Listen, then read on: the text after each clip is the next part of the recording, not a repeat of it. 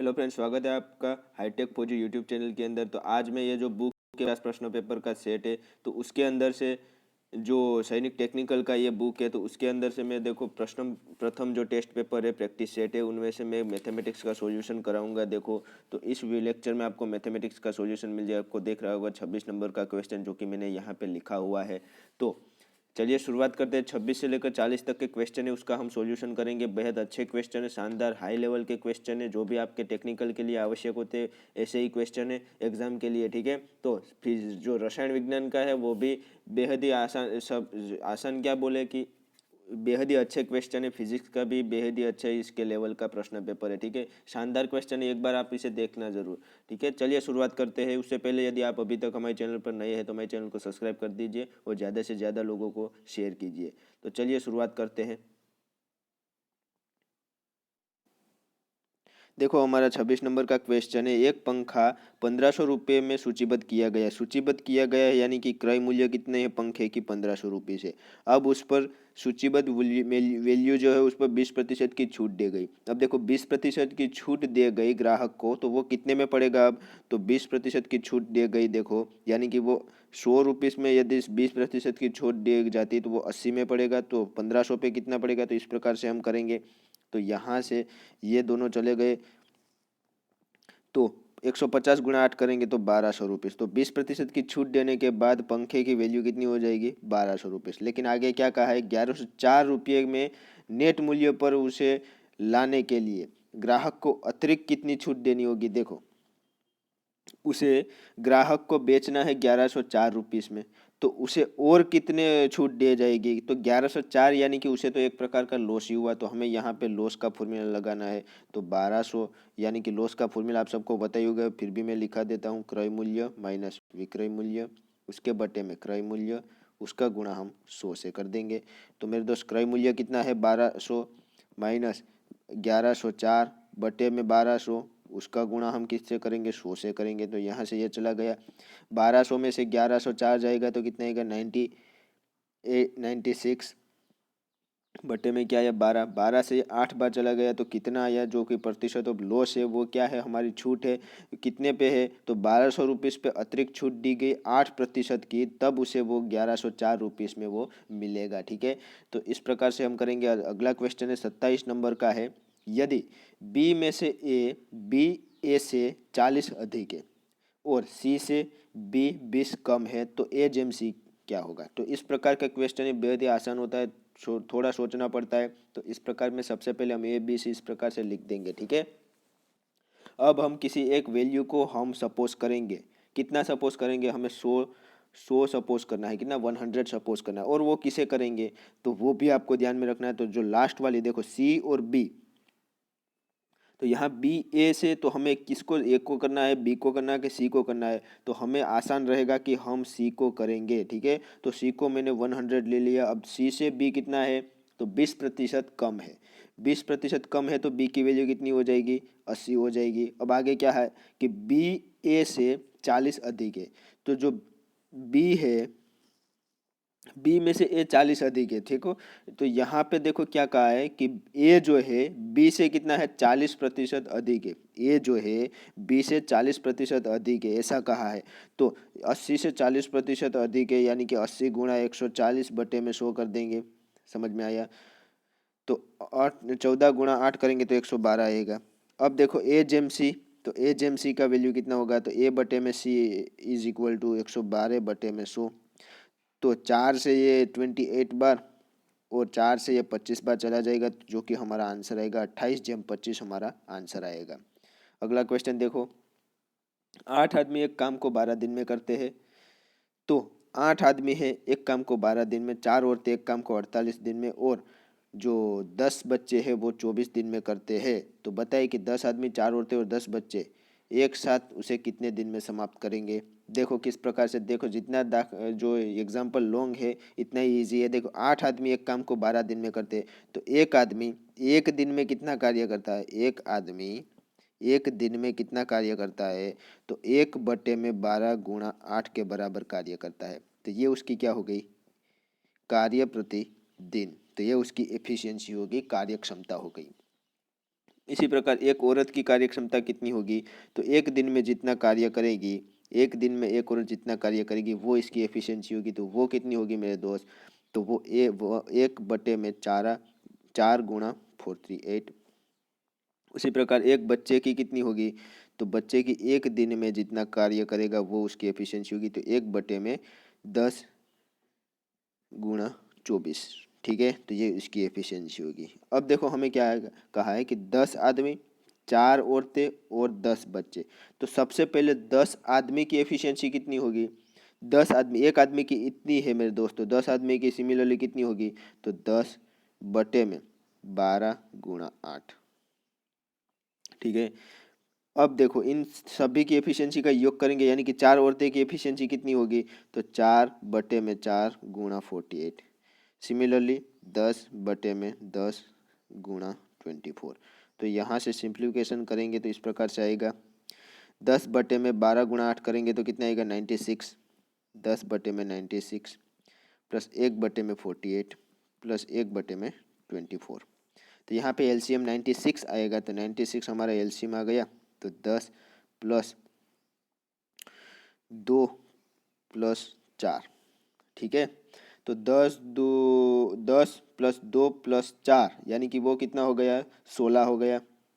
तो 16/96 वो किसकी है, 10 आदमी, 4 औरतें और 10 बच्चे की एफिशिएंसी है मेरे दोस्त। क्या 16/96 जो है, 16/96, तो ये 10 आदमी, 4 औरतें और 10 बच्चे की एफिशिएंसी है, यानी कि वो इतना 16 कार्य प्रति 96 दिन करते हैं, कार्य प्रति 96 दिन।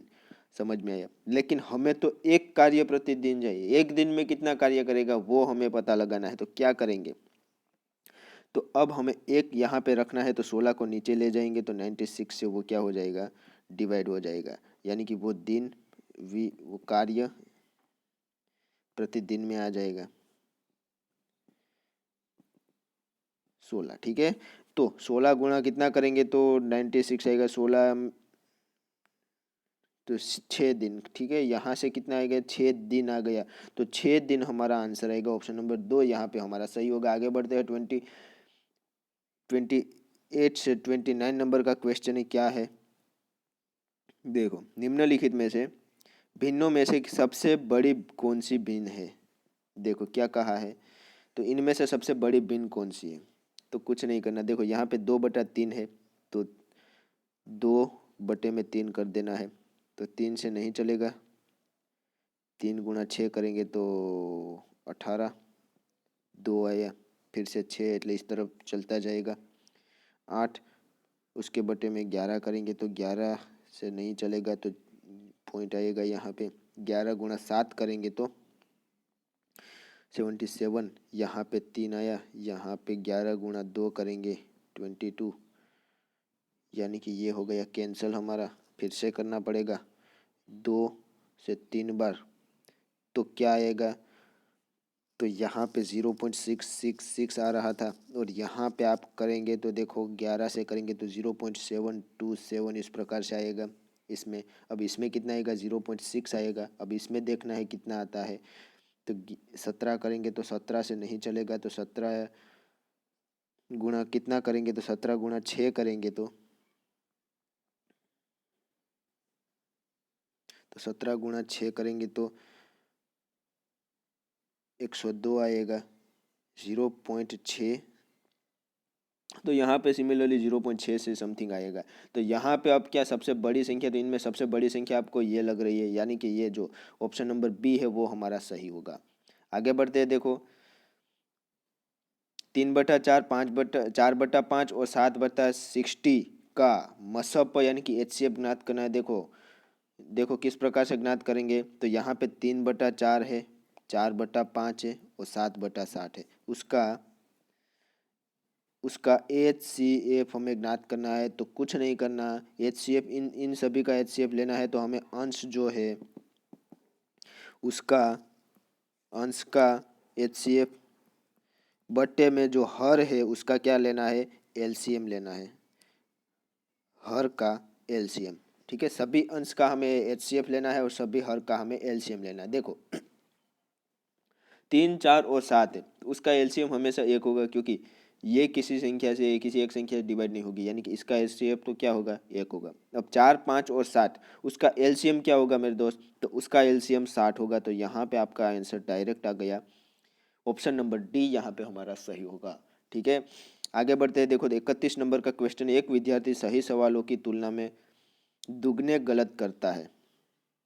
जो सही सवाल है मेरे दोस्त, उसकी तुलना में वो क्या करता है, दुगने सवाल जो है वो गलत करते हैं। यानी कि सभी सही सवाल वो एक्स करता है, तो दुगने सवाल वो कितने करता है, गलत गलत सवाल वो कितने करता है, 2 गुने करता है। ठीक है, अब देखो यदि उसने कुल 48 सवाल किए हैं तो कितने सही काम सही जो हल किए होंगे। ठीक है, यानी कि उसने कितने जो है सही किए होंगे। देखो उसने सही एक्स किया है तो दुगने गलत करेगा, यानी कि उसने 2x जितने दुगने किए। अब देखो इन दोनों को जोड़ देंगे तो वो कितना हो जाएगा, 48 के बराबर हो जाएगा।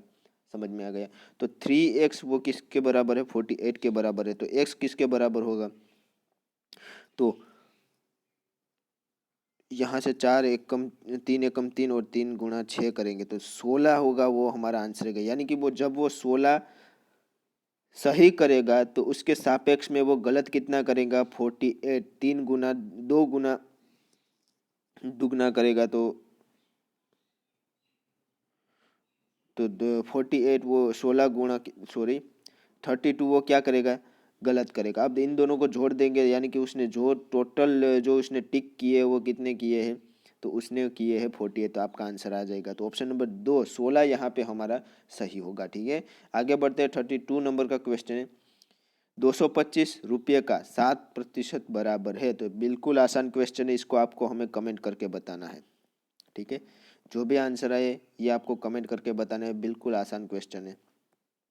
एक हारमोनियम 16 रुपये में बेचा गया है, यदि हानि प्रतिशत लागत मूल्य के बराबर है तो उसका लागत मूल्य कितना होगा। हारमोनियम को मेरे दोस्त 16 रुपये में बेचा गया, यदि हानि का जो प्रतिशत है वो लागत मूल्य के बराबर है तो उसका लागत मूल्य कितना होगा। देखो हारमोनियम सपोज करो उसकी पहले कीमत थी एक्स, कितनी थी मेरे दोस्त, एक्स। ठीक है, अब देखो यदि उसे 16 रुपये में बेचा गया है तो हानि हुई है, यहाँ पे क्या हुआ है, हानि हुई है। तो हानि कब होगी, तो वो भी हानि किसके बराबर है, लागत मूल्य के बराबर है, ऐसा कहा है। तो हानि तो हुई है, तो 100% पे कितनी हानि हुई है, 100 माइनस एक्स की हानि हुई है। इस प्रकार से हम कह सकते हैं। क्यों भाई, देखो हम कोई एक चीज लेते हैं 16 रुपीस, ठीक है, देखो मैं आपको समझाता हूँ। तो 16 रुपीस की कोई चीज है, ये उस इस क्वेश्चन से अलग है, इस आपको समझाने के लिए कर रहा हूँ। ठीक है, देखो 16 रुपीस की कोई चीज़ है, उस पर मुझे 4% की हानि हुई है। तो अब देखो तो हानि हुई है तो उसके बाद जो वैल्यू निकल के आएगी वो कितनी होगी, तो हानि हुई है, तो हानि हुई है कितने, 4 रुपीस की। तो उसको हम किस प्रकार से करेंगे, तो 100 - 4 बटे में हम 100 करेंगे। तो सिमिलरली यहाँ पे हानि और लागत मूल्य दोनों समान है, इसलिए मैंने इस प्रकार से कहा है। ठीक है, देखो तो ये अब किसके बराबर आएगा, तो ये 16 रुपीस के बराबर आएगा। ठीक है, समझ में आ गया। तो अब क्या करेंगे, तो अब आप दो तरीके से कर सकते हैं। यहाँ पे ऐसी वैल्यू एक्स की ऐसी वैल्यू ये ऑप्शन में से ढूंढनी है कि 16 आंसर आ जाएगी, और या फिर आप इसे सोल्व करें पूरा। तो देखो जो पहला तरीका मैंने आपको बताया वो सही रहेगा। यहाँ पे हम कीमत ऐड करेंगे। देखो यहाँ पे 60 गुणा, हम 100 में से 60 जाएगा तो कितने आएगा, 40/100। क्या यहाँ पे 16 आंसर आएगा, 6 × 4 24 नहीं आया। फिर हम अगले तरफ जाएंगे, यहाँ पे हम 70 लेंगे तो 70, तो यहाँ तो आएगा ही नहीं। ठीक है, यहाँ पे 75 से भी नहीं आएगा, 80 से शायद आएगा। तो 80 गुणा 20/100, तो यहाँ पे आ गया 16, यानी कि 16 आंसर आ गया। तो 80 रुपीस हमारा यहाँ पे लागत मूल्य हो गई। ठीक है, तो ऑप्शन नंबर डी यहाँ पे हमारा सही होगा। आगे बढ़ते हैं डायरेक्ट। यदि ये जो क्वेश्चन है बेहद ही आसान है। ठीक है, देखो कुछ क्वेश्चन बेहद आसान है, कुछ थोड़े लेवल वाले हैं। तो इस क्वेश्चन का आंसर आपको हमें कमेंट करके जल्दी से बताना है। ठीक है, चलिए आगे बढ़ते हैं। 35 नंबर का, यदि एक ट्रेन की लंबाई 150 मीटर है और वह किसी खंभे को 12 सेकंड में पार करती है तो ट्रेन की गति किलोमीटर प्रति घंटे में कितनी होगी।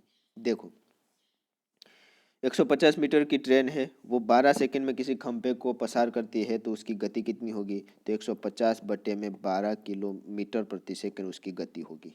ठीक है, तो ये सबको आप सभी को, टेक्निकल वाले बच्चे उसको पता ही होगा, लेकिन दूसरे भी कोई बच्चे देख रहे होंगे तो उसके लिए मैं बताता हूँ किस प्रकार से है। देखो वेग का फॉर्मूला है अंतर बटे में समय। जहाँ ट्रेन और खंभे की बात कर रही है तो खंभे की जो चौड़ाई है उसको हम ट्रेन के सापेक्ष में कितना नहीवत करेंगे, इसीलिए यहाँ पे अंतर किसका रखेंगे, मात्र और मात्र ट्रेन का रखेंगे। ठीक है, तो ट्रेन का अंतर हमें 150 है।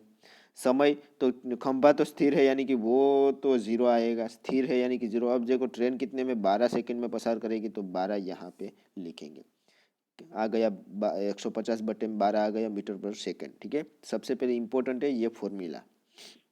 अब देखो मीटर प्रति सेकंड में, हमें तो किलोमीटर प्रति घंटे में जाए मेरे दोस्त, तो किस प्रकार से करेंगे, तो मीटर प्रति सेकंड से किलोमीटर प्रति घंटे में जाना है, यानी कि छोटी इकाई से बड़ी इकाई में जाना है तो बड़ी अंक से गुणना होगा, यानी कि 150 बटे में 12 गुणा 18 बटे में 5।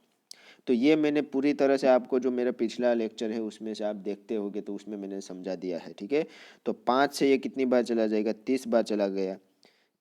6 से ये 2 बार चला गया, 6 से ये 3 बार चला गया, 2 से ये कितनी बार चला गया, 15 बार चला गया। तो 15 गुणा 3 करेंगे तो 45 आएगा, जो कि हमारा ऑप्शन नंबर 3 होगा। तो 45 क्या है, किलोमीटर प्रति घंटे में आपका आंसर आएगा। आगे बढ़ते हैं, देखो 36 नंबर का क्वेश्चन है, ए और बी मिलकर किसी कार्य को 8 दिन में करते हैं, तो यहाँ पे करना है ए प्लस बी, वो कितने दिन में करते हैं, 8 दिन में करते हैं। और यदि ए अकेला उस काम को 12 दिन में कर सकता है तो बी अकेला उस काम को कितने दिन में करेगा। तो सबसे पहले तो हमें इन सभी की एफिशिएंसी निकालनी होगी। तो एफिशिएंसी कैसे निकालेंगे, तो कुछ एक निश्चित काम को हमें सपोज करना पड़ेगा जो कि ये दोनों द्वारा किया जाता है, ए और बी और ए द्वारा किया जाता है। तो वो कितना सपोज करेंगे, तो वो 8 और 12 जो है उसके एलसीएम के बराबर सपोज करेंगे। तो उसका एलसीएम कितना होगा, तो उसका एलसीएम होगा 24। तो 24 क्या हुआ होगा, इसका एलसीएम होगा। तो 24 क्या है, वो जो है ए और बी 24 काम करते हैं, लेकिन कितने दिन में, 8 दिन में। ठीक है, ए है वो 24 काम करता है लेकिन कितने दिन में, 12 दिन में। तो ए और बी द्वारा एक दिन में कितना कार्य किया जाएगा मेरे दोस्त, तो उसके एक दिन में 3 कार्य किए जाएंगे। ए द्वारा कितने कार्य किए जाएंगे एक दिन में, तो ये 2 कार्य करते। तो ये क्या है, कार्य प्रतिदिन। ये क्या है, कार्य प्रतिदिन। तो ये उसकी एक दिन की एफिशिएंसी हो गई मेरे दोस्त, ये इसकी क्या होगी, कार्य क्षमता हो गई। अब क्या करना है, अब मेरे दोस्त यहाँ पे आप देख सकते हैं कि बी अकेला उसको कितने दिन में करेगा, बी अकेला कितने दिन में करेगा। तो देखो ए है, ए प्लस बी है उसकी 3 है, ए की अकेले की इसमें 2 है, तो बी की कितनी होगी, आप देख सकते हैं बी की 1 होगी, तभी तो ए प्लस बी कितना होगा, 3 कार्य प्रतिदिन होगा। तो इसकी एफिशिएंसी कार्य प्रतिदिन में कितनी है, एक काम प्रतिदिन करता है, तो उसे काम कितना करना है, 24 जितना काम बी अकेले को करना है। ठीक है, तो कितने दिन में करेगा, तो 24 दिन में करेगा। ठीक है, तो ऑप्शन नंबर 1 यहाँ पे हमारा सही होगा। आगे बढ़ते 37 नंबर का क्वेश्चन है, देखो किस प्रकार से करना है। तो यहाँ पे आप देख सकते हैं, तो इसको यदि लिखना हो मुझे तो 59049 बटे में कितना है, 1 2 3 4 5 6 7 और 8 है। तो यहाँ से 8 इस प्रकार से हम कर देंगे। समझ में आया। यहाँ पे बटे में हम किस प्रकार से करेंगे, तो यहाँ पे जितने अंक है पॉइंट के बाद वो गिन लेंगे, 1 2 3 4 5 6 7 और 8 है, तो 8 शून्य है वो बटे में 1 के साथ जोड़ देंगे। अब देखो जो ऊपर वाली संख्या है उसका हम वर्गमूल निकालेंगे तो हमें 243 आएगा। ठीक है, 243 आएगा। और बटे में क्या आएगा मेरे दोस्त, तो यहाँ पे देख सकते हैं इसका आधा, यानी कि 3 इस तरफ रह जाएगा, 3 इस तरफ रह जाएगा, तो यहाँ पे 1000 इसका वर्गमूल होगा।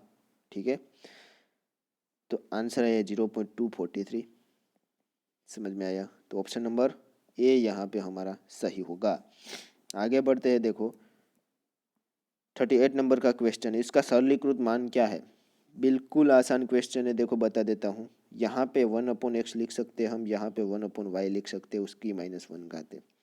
तो यहाँ पे x, यहाँ पे हम y, इसको यहाँ पे क्रॉस क्रॉस करेंगे, यहाँ पे x को यहाँ पे करेंगे, नीचे क्या बचा? x गुणा y बचा, उसकी -1 घात। ठीक है, इसकी -1 यानी कि अब देखो इसका व्यस्त करना है तो अंश हर में चला जाएगा, हंस हर में चला जाएगा, जो अंश है वो हर में चला जाएगा, हर है वो अंश में चला जाएगा। ठीक है, तो x y बटे में x प्लस वाई आपका आंसर रहेगा, जो कि ऑप्शन नंबर बी यहाँ पे हमारा सही होगा। 39 नंबर का क्वेश्चन है, यदि x की a घात, x की b घात और x की c घात इज इक्वल टू 1 है। ठीक है, तो यहाँ पे आपको दिया हुआ है इसके बराबर 1 दिया हुआ है, तो a cube plus b cube plus c cube का मान हमें ज्ञात करना है। तो यहाँ पे हम x की a प्लस बी प्लस सी इस प्रकार से लिख सकते हैं, x इज इक्वल टू 0 इस प्रकार से लिख सकते हैं। x की कोई भी घात लो, x की 0 घात हो तो आंसर क्या आएगा? 1 आएगा। ठीक है, तो यहाँ पे आप देखो, यहाँ पे आधार क्या है? उसका समान है, यानी कि हम a प्लस बी प्लस सी वो कितना लिखेंगे? 0 लिखेंगे। ठीक है, ये 0 के बराबर होगा।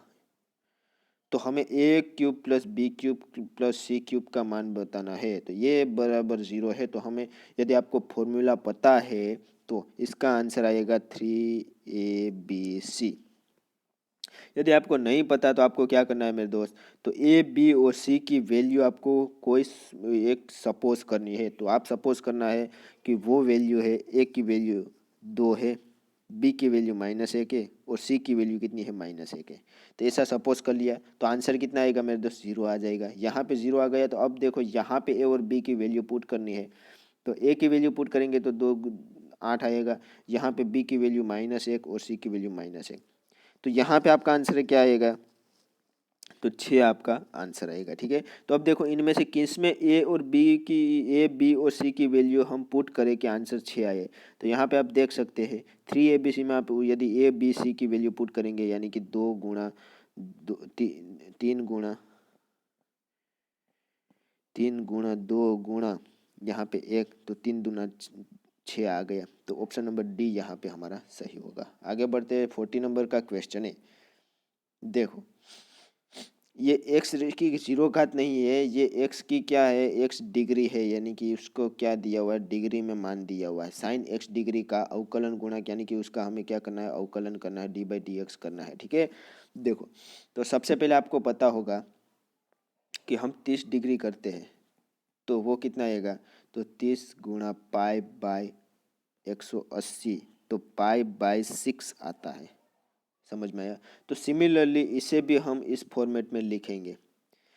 तो साइन x डिग्री है तो उसको x π/180 हम लिखेंगे। ठीक है, अब उसका क्या करना है? d/dx करना है। तो d/dx, तो साइन x का जो हम अवकलन करेंगे तो वो कितना आएगा? cos x आएगा। तो cos x π/180, ये हमारा आंसर नहीं आया, लेकिन अभी x के साथ क्या है गुणे में? तो π/180 है, तो हमें जो x का x ये पूरे का हमें क्या करना है? अवकलन करना है। तो d/dx और π/180 समझ में आया? तो cos π/180, तो ये तो हमारा हो गया x डिग्री, ये कितना हो गया मेरे दोस्त? x degree. और यहाँ पे जो आएगा, तो यहाँ पे ये कांस्टेंट है, तो ये कांस्टेंट है तो ये बाहर चला जाएगा और x का अवकलन x के सापेक्ष में 1 होगा, तो ये हमारा आंसर आएगा। ठीक है, π/180 cos x degree, option number 3 यहाँ पे हमारा सही होगा। तो यहाँ पे हमने 40 क्वेश्चन करा दिए है। ठीक है, मैंने जो भी क्वेश्चन आपको कहा है कि कमेंट करके बताए, तो ये आपको अच्छे से करना है और आंसर लाके आपको हमें कमेंट, जो भी आंसर है आपको कमेंट करके बताना है। तो यहाँ पे 40 क्वेश्चन समाप्त हो चुके हैं। मिलते हैं अगले लेक्चर में, तब तक जय हिंद जय भारत।